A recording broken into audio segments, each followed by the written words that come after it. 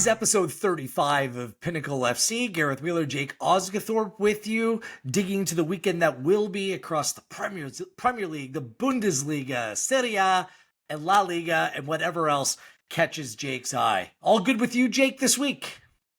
All good, yeah. Pretty full on. I mean, we come back from the international break and have a nice almost rest with a couple of FA Cup matches, and then we've got a midweek Premier League match week, which is still going on. We're recording this at the time of Chelsea-Tottenham, about 38 minutes in, 0-0. I'm glad I'm recording this, to be honest, because it looks a boring game. And then straight into a weekend, but it seems as though quite a lot's getting figured out. The title looks pretty much done, doesn't it? Relegation looks pretty much done. There's a big game at the weekend, but it just looks as though it's European places to play for, which is pretty exciting. 5 or 6 teams in there with the chance, but yeah. Well, the big midweek result was Nottingham Forest beating Manchester United, which on the surface of it isn't a surprise, but it is that they're on 57 points. There's a 6-point gap between them and fourth place.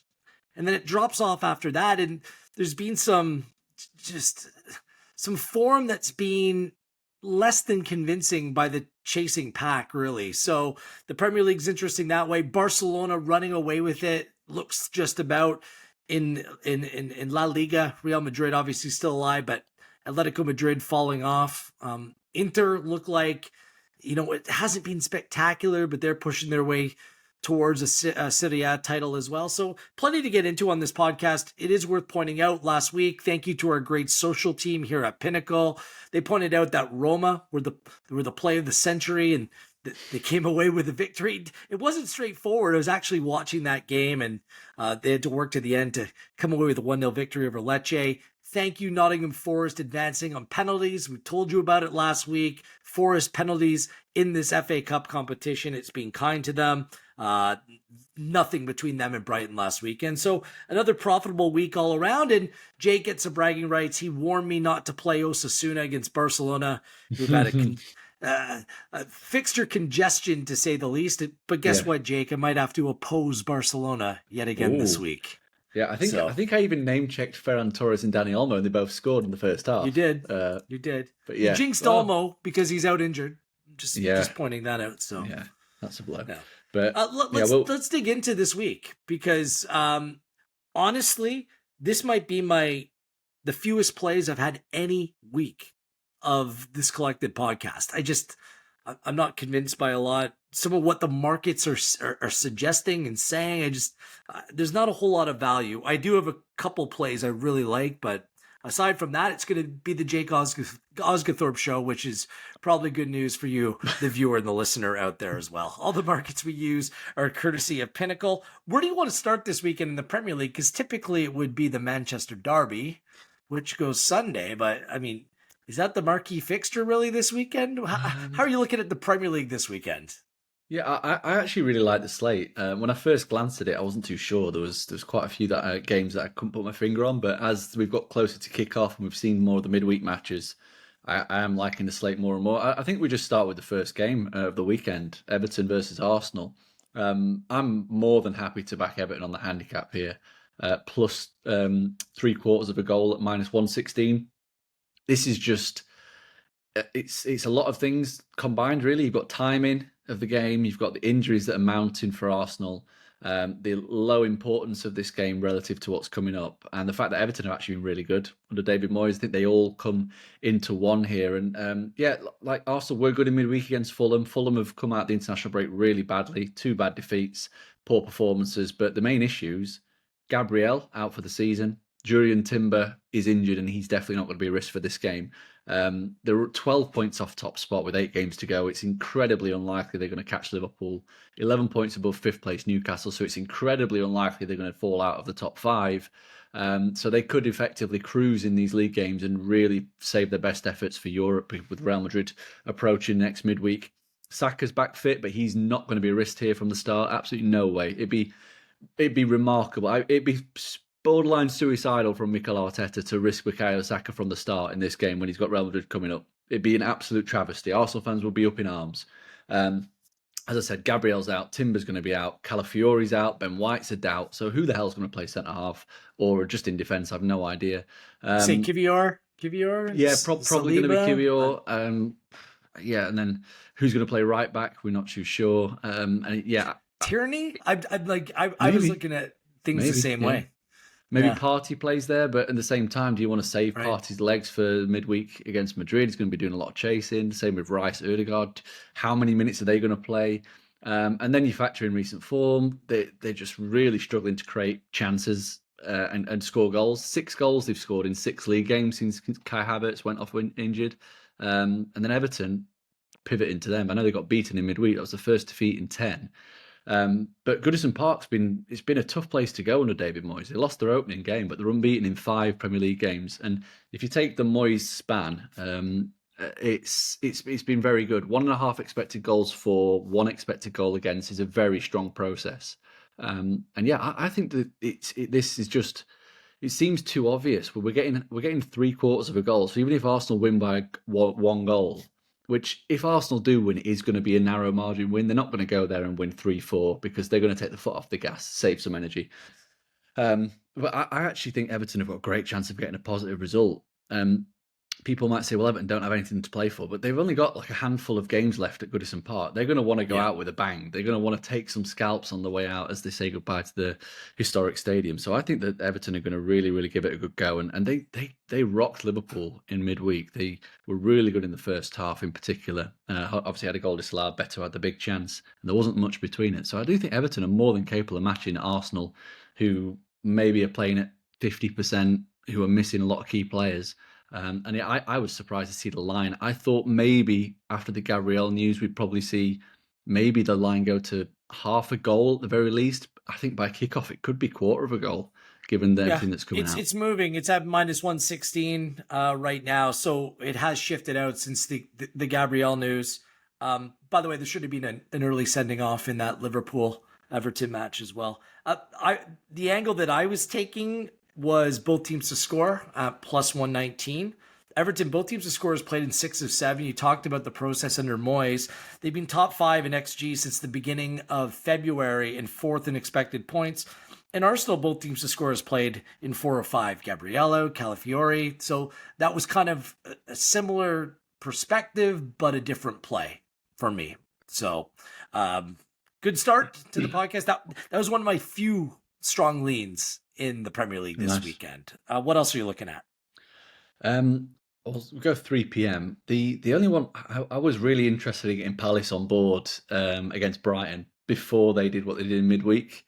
Yeah. If you can't beat Southampton, that puts doubts in my mind straight away. I know they're on a long They've been run so now, good recently. They've been so good. Like I know all the and data half of me does wonder that this is obviously for Palace. While it's not a derby, this is a bigger game for them than Southampton. So I do wonder if maybe they were holding something back for this game.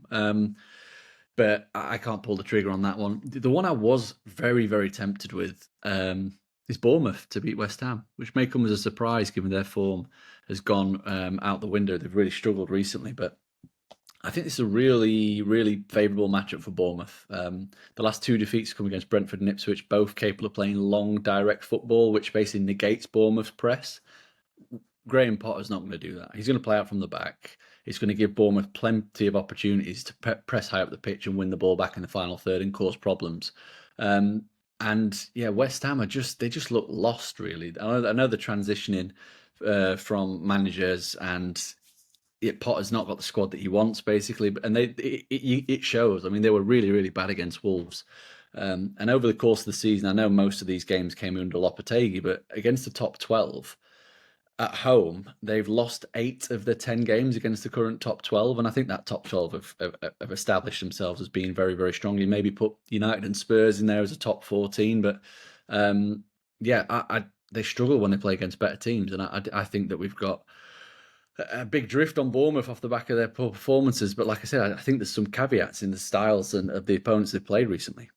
And the data's good. Like the methodology behind it, they just... all these 2-1 losses, it's just been...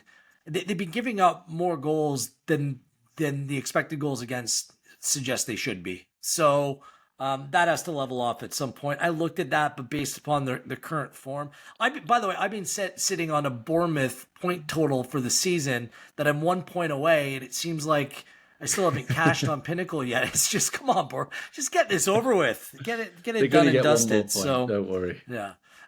The game I like on Saturday is the Villa Forest game because, I mean, this is a look-ahead game for Villa, isn't it? Like, you play Ooh, we might be on a head-to-head.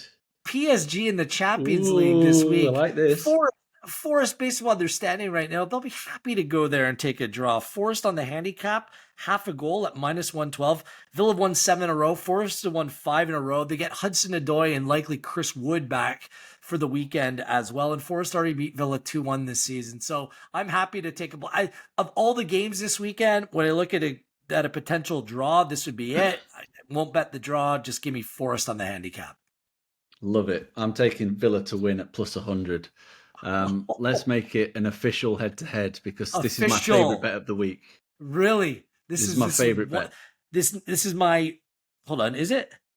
No, it's my second favorite bet in the Premier League, but right. nowhere close to making my board, by the way. This is number 1 on my podium. I'm really confident about it. Wow, I think what am I missing? I think the look ahead is correct in the sense that they have PSG, but I don't think it can be underestimated how important their league matches are. Because I understand, but okay, continue. Sorry. If they don't win the Champions League, they don't win the FA Cup, and they finish 6th or 7th, they're going to be in Europa League or Conference League. This squad, now that they are fully fit, is, in my opinion, the third best. Makes them the third best team in the league this season. And now they've got basically 2 players for every single position. I don't think we need to worry about look-ahead games because whoever plays at the weekend is going to be good enough to beat this Nottingham Forest team, who have been like their away form is really good on paper, won 8 of 15. But if you just look at the games against top half teams away from home, they've won once in 8 and lost 5 of those. And that one win came way back in early September against Liverpool. So they're winless away against the top half teams since then. And if you look at their performances in those games, again in those 8 matches against top half teams away, they've averaged just 0.7 expected goals for and 1.85 expected goals against per game.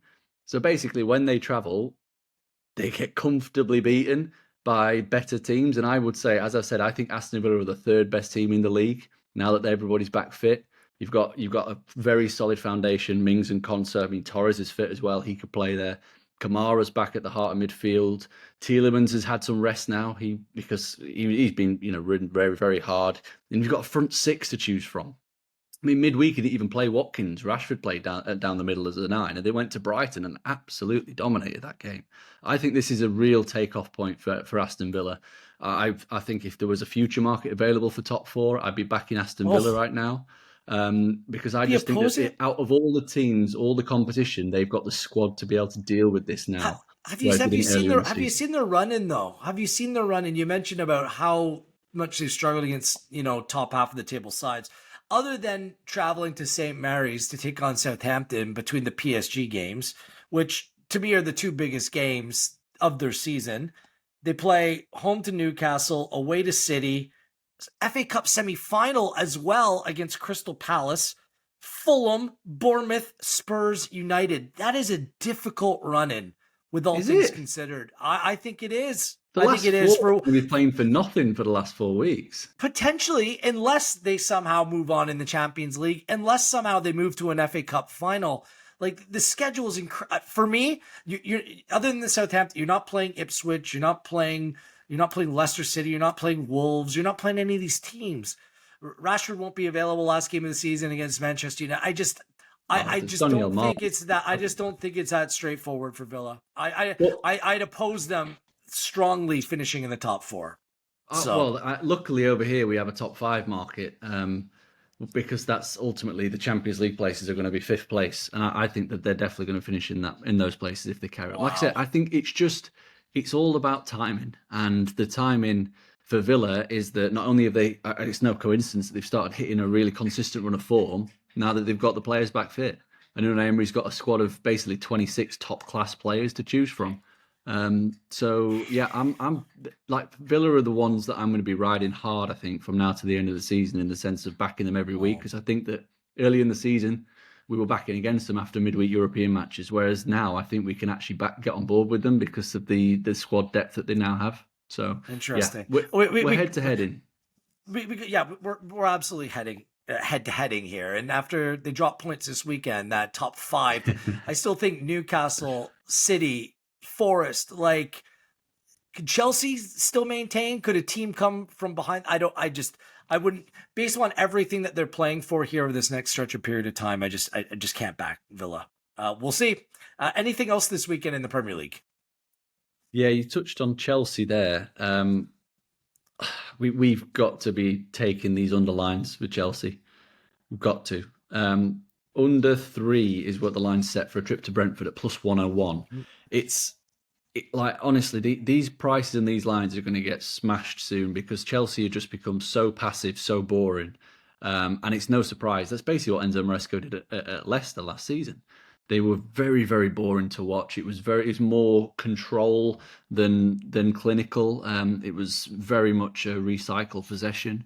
They didn't want to take too many risks, too many chances. And Chelsea have started doing that, even though they have much more quality in forward areas than his Leicester team did last season. So I think we have to back them here. And Brentford are a team that are quite happy to just almost just let the game happen, if that makes sense. They're very passive. They're happy to sit. They don't engage in a high press. So it's basically Brentford camped in their own box and Chelsea trying to break them down. And Chelsea have had real problems doing that. If you look at Brentford as well at home recently, winless in 7, lost 6 of those, but 5 have gone under 2.5 goals, including all the last 4 games. So the goals are drying up for them. Obviously, they've had a tough schedule as well. But yeah, Chelsea, it's just baffling. I mean, we're 0-0 now, half time. I wouldn't be surprised if the Spurs-Chelsea game finishes 0-0. But the last 4 games before this, they posted XG totals of 0.4, 1.8, 1.1, 0.4, and averaging 0.9 per game. And that was against Copenhagen twice and Leicester, as well as Arsenal. Yep. And defensively, obviously, with all the control they have and all the possession they're having, it's very, very solid. So low goal total for me. I don't trust Chelsea for all those reasons. Just 1 win and 5 losses in their last 6 away in all comps. And that's including the Conference League. That's not very good, is it? For very similar reasons, I'm just happy to back Brentford on the handicap. Plus a quarter of a goal at minus 104. Brentford haven't won in their last 5 at home. Their 3 losses came to Liverpool, Spurs, and Villa. They drew Chelsea the last 2 visits. This one could very well end up in a draw as well. I just trust this Brentford team just in terms of the attacking football that they play. I think they can cause problems to this Chelsea side who then play in the Conference League against Legia Warsaw on Thursday. So just Brentford on the handicap for me, but similar rationale, which boosts my confidence a little bit. What about the Manchester derby this weekend? Any pick or play? The Man City price is tempting, isn't it? Plus 115. United didn't look very good until Harry Maguire came on up front in midweek. In all seriousness, like, does he start this weekend? He was on the end of 0.6 expected goals, which is more than Rasmus Højlund's been on the end of in his last 3 appearances. He should have finished twice. He should have finished both those, the header. Yeah, I know, but okay. you've got to buy a ticket to win the raffle, haven't you? And he was on the end of 2 good chances because he's a big, because he's I was going to say he's big head, but one of them was with his foot. Yeah, it's United have got bigger fish to fry. Midweek Europa League game, that's their season revolves around that. They, unlike Aston Villa, don't have the squad to compete on both fronts. They're not competing anyway, are they, in the Premier League? They can't. They look very, very devoid of ideas going forward. Defensively, they're looking a little bit better. The shape looks better. They're still getting a bit caught on counter attacks, which obviously was where the Forest got their goal from. Just let Elanga run the length of the field. But I'm again, the same bet for me. I'm going to back the under goal line. It's actually moved from under 3 to under 2.75, but I'll take under 3 still at minus 122. I think that's value. No Haaland for City. They're struggling in terms of putting teams away. Only scored twice against Leicester, who are really, really poor. Defensively, they're looking better as well with Nico Gonzalez settled now. But yeah, if you'd have backed under 3 goals blindly in Amorim's games in the Premier League for Manchester United, you would have had 9 winners and 3 pushes and only 7 losses. So you would have won more than you'd lost. And across the last 8 league games, it would have landed 5 times and pushed once. So that highlights that goal trend has decreased quite drastically for United. So I'm happy to be under 3. Is Ahmad playing against City? No, can't back United. Typically, this tie has gone to the over. 8 of 9, no Holland as well. But the fact that like Nunez could be starting right back, I just I have a Yeah, but who's going passive to trouble play him? of the Who's under. going to trouble him? I totally understand. I'm playing the under as well. Oh, It's right. just I'm I a thought we were little going head bit to head nervous. I'm again. no. I'm a little bit nervous doing it. But that's my play. I'm just with both these sides. They're just too erratic for me. It's not a stay away based upon where the number is. I'll feel much more comfortable if a little bit more juice goes by way of the number 3 as the total rather than 2.75. We'll see where it ends up, and I'll be able to make a more confident play closer to kickoff. Anything else this weekend? I mean, the Monday game is just screaming out to bet on. It's Leicester City Newcastle. I'm not sure if Yeah. you have anything else. Oh, yeah. Yeah. Yeah, I mean that's that's Newcastle the to win to game. nil Like Newcastle win against to nil Leicester. at plus 183, or for just Leicester City not to score at plus 146. How at this point don't you take either one of them? Leicester City haven't scored a goal in their last 7 games overall. They haven't scored a goal in their last 7 Premier League home games, and over their last 7 overall, just a 3.22 expected goals. Like that's what you're this forget the result. You're betting on whether Leicester City can finally score a goal. And I'm of the mindset against a decent enough Newcastle side that they won't. And especially if you're giving me plus 183, if Newcastle compare that to a win, even plus 146 for a 0-0, which this is Leicester City we're talking about. Like, I don't know. That looks like the bet that just keeps on giving. Jake? Yeah, 100%. Very little to add. Failed to score in 9 of 10 league games now, have Leicester. Since Van Nistelrooy took charge, no team scored fewer goals or generated fewer XG than Leicester. So they are the worst attacking team under Van Nistelrooy. And like I said, lost the last 7 home games without scoring, conceded 18 times in that run. And Newcastle have got the bit between the teeth as well. Yeah. Like they are, they've won. They're playing for a top 4. Like they Yeah. for me have eyes on chat. They got the trophy. Now go on, kick on, and qualify for Champions League. That's what it's all about for Newcastle. And what a 100%. fixture to just get 3 points under the belt and just ride that momentum. That's the team that I'm backing to finish top 4 or top 5. Yeah, no, I hope you're right because I backed them pre-season at a nice juicy price. But yeah, they just look like they've. Yeah, that trophy is now. It's almost like a celebration for the rest of the season. Doesn't matter what they do, but they are going to want to finish in that top 4, top 5. Especially if you want to convince Isak to stay. If that's like the Champions League is a must, and for me, they're in a good position right now. Exactly. So yeah, Newcastle win to 0. Nothing more to add. Okay. Nothing else from the Prem. I skipped over That's some other games. We've covered pretty much all the games. Yeah, we did. I told you before we started recording this podcast, I had a bunch of plays. I'm like, yeah, I like it. I was kind of going down a path where I was going to back Fulham on the handicap against Liverpool, and then I just hit a dead end, and I just couldn't justify it. So Fulham played well against Liverpool in recent years, and just based upon the way that things are right now, Liverpool out of the Champions League just can't quite get there. What about La Liga this weekend? All the markets, by the way, we use are on Pinnacle, Bet Smart, Bet Pinnacle. Anything in La Liga? Nada.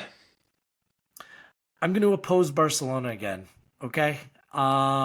This time they play a much better side than Osasuna last week, who bit me. They play, by the way, I kind of laughed at Osasuna's protesting that Barcelona were playing a player that was an illegal player for some reason. I was hoping that I redeemed my bet, got it back last weekend. It just didn't happen.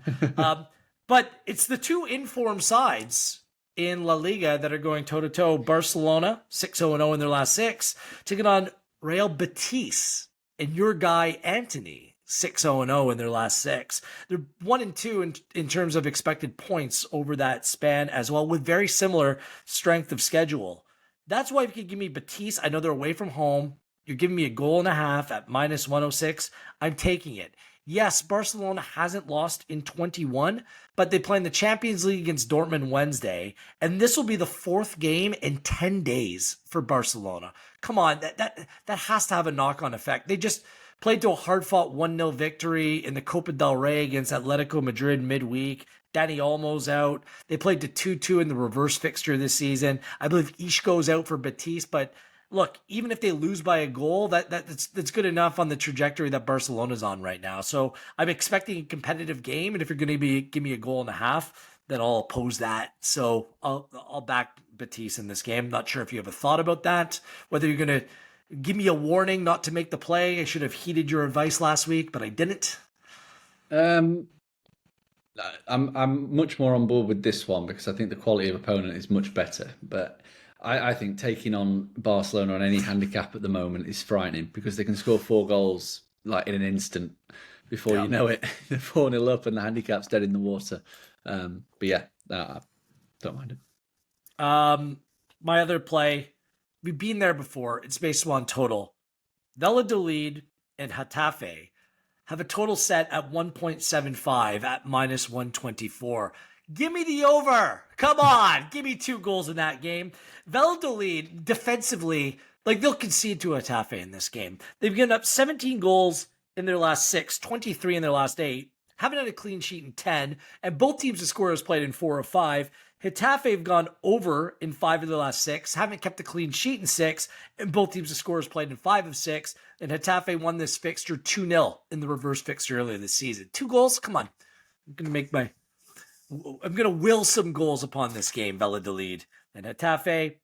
And the other game I like, I mean, it's gone off the rails for Atlético Madrid, but I'm going to back them away at Sevilla to win. Plus 123 on Pinnacle. Sevilla are a bottom 5 home side in expected points in La Liga. No wins in their last 5 at home. Atletico Madrid no wins in 3. But of their last 6 games that they've played, four of them have come against either Barcelona or Real Madrid. Like, it's been a really tough span, and they got to feel deflated about where things are at. 6 points back of Madrid, 9 points back of Barcelona. Atletico Madrid beat Sevilla 4-3 earlier this season. I think it's a good spot to back them to get back on track against a very mediocre Sevilla side. So that's all for me in La Liga. Shall we push forward to the weekend that will be in Serie A? Anything catch your eye in Italy this weekend? Yeah, the my favourite bet in Italy comes from Monday night actually with Bologna getting against Napoli. Bologna plus 0 on the handicap at plus 105 looks like a very, very, very good play to me.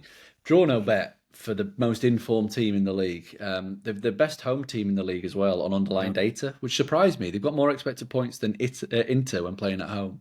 And they're on a massive high as well. I mean, they absolutely pumped Empoli in midweek, which it was the first leg of the Coppa Italia semi-final, but they pretty much put themselves in the final. They're absolutely flying. 5 straight wins in Serie A, 9 wins in 11 across all competitions, 7 straight home wins as well in all competitions. And the kicker for me is they've only lost once at home in the league all season long. So that means if you'd have played the draw no bet blind, you've only lost once basically. And Napoli, they've lost twice away themselves, but the fine margin football is catching up to them. They're winless in 4 away games now, including against Como and Venezia, 2 teams that are bottom half, and Como have pulled the way out of trouble. I'm happy to chance Bologna, to be honest. I mean, they're only 2 points behind third place Atalanta.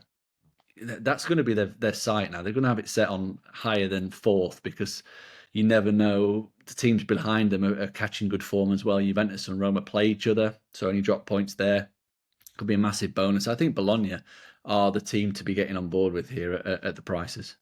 Okay. I like a Friday fixture, Udinese on the 0 or draw no bet at plus 124 at Genoa. Genoa have been very fortunate. They've been the first to concede in 4 of 5. Bang average side, concede virtually every game. Udinese 5th in the form table over the last 5. I just want to check on this. A player's been sent off in the last 4 meetings between Genoa and Udinese. So I'm just bringing up the cards market here. Total bookings in the match. Over 4 at minus 115. Potentially worth a look as well. My favorite play from Italy, Parma against Inter.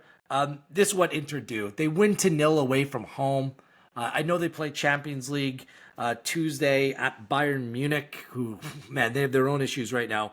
Parma haven't won a game in 4, and they played the under in 5 of 6. Inter haven't lost a game in 9. As I mentioned, Inter away from home, they've played 12 matches to 0 away from home on the season, and 11 of them have come in a winning fashion. Their only 0-0 draw came against City in the first game of the Champions League. That's it, including a clean sheet against Atalanta last time out. It was a 2-0 win as well. They've only conceded 11 away goals in their last 15. Inter 4 wins and no losses in 8 against Parma as well. They beat Parma 3-1 earlier this season, but Parma had a 0.38 XG, and it was an 81st minute own goal by Darmian in that fixture. So plus 166 has been a popular play I've been making all season long. I'll stay true to that play again this weekend. And finally, if there's nothing else in Italy that catches your eye, let's go to Germany and the Bundesliga. Thankfully, Bayern Munich built up a little bit of a cushion because, man, the injuries have become a little bit of a nightmare now, right at the wrong time heading into a crucial Champions League tie against Inter. By the way, our Champions League podcast, we'll be recording that on Monday, so a complete preview of that upcoming right here on Pinnacle. What's catching your eye in Germany, if anything, this weekend? Yeah, nothing. I didn't enjoy the slate whatsoever. Yeah, I mean, even like Freiburg, for example, would be in an automatic play usually, but they're on a bit of a bad run of form, and Dortmund had a good win against Mainz, our beloved Mainz last week. Yeah, that one hurts. Yeah, so I'm just going to leave it alone this week. I'll just say this about the Freiburg Dortmund game. That's one of the two matches that caught my eye. At plus a quarter of a goal at minus 105 on the handicap. I think it's a decent enough play because Dortmund played Barcelona Wednesday. Schlotterbeck is suspended. Sabitzer's still out. They still have a couple niggles in the team that I think they'll proceed with caution because, I mean, they're not finishing top four, are they? Freiburg 8-2-3 at home in the fifth most points, and Dortmund 3-2-8 away from home. My only other play, I'm going to back Mainz to get back on track against the worst team in the Bundesliga in Holstein Kiel this weekend. Minus 1.25 at plus 104. They're 4-1-1 over their last 6. Holstein Kiel's the last place side. Mainz is in 4th. These are big games for them. By the way, that was their first loss last week to Dortmund in their last 7, and they haven't lost a home match in their last 9. Holstein Kiel, no win in 4, no clean sheet in 4. They've conceded 33 goals away from home, which is the worst, and they got smashed by Mainz earlier this season to a 3-0 final. So even at a goal and a quarter, I still think there's value here. It's going to be one-way traffic for me as Mainz gets back on track. All right, your podium plays. What are your top 3 bets of the week? Jake Osgathorpe. Number 1 is going to be Villa to beat Forest at plus 100. Teed that up. Hope you get that one wrong, by the way. Number 2 is under 3 goals in Brentford versus Chelsea at plus 101. And number 3 is Everton plus three quarters of a goal at minus 116 against Arsenal. Okay. Right at the top of my board, Newcastle win to 0 at plus 183. Come on. By the way, Leicester City's come out that Vinicius Roy's told Harry Winks to stay at home because he refuses to stay at the training ground because he lives 100 kilometers away. For some reason, you're letting Harry Winks do it. They're a mess. Newcastle to win to 0 at a nice big old number. Inter also to win to 0 at plus 166 at Parma. And let's go Atletico Madrid, 3 away sides to come away with the works this weekend, plus 123 to win at Sevilla. Follow Pinnacle on all of our social channels. Hit the subscribe, smash that like button wherever you're listening or watching, whether it be Spotify or YouTube or wherever. Make sure you give us some love as we continue to give us our best bets and plays each and every week. We'll do it all again on Monday, Champions League style, Jake. I'm really looking forward to it as we're in the final 8, some big games to come. So really looking forward to it. Good luck this weekend, with the exception of Villa and Forest. Catch you Monday. He is Jake. I'm Wheels. This has been episode 35 of Pinnacle FC.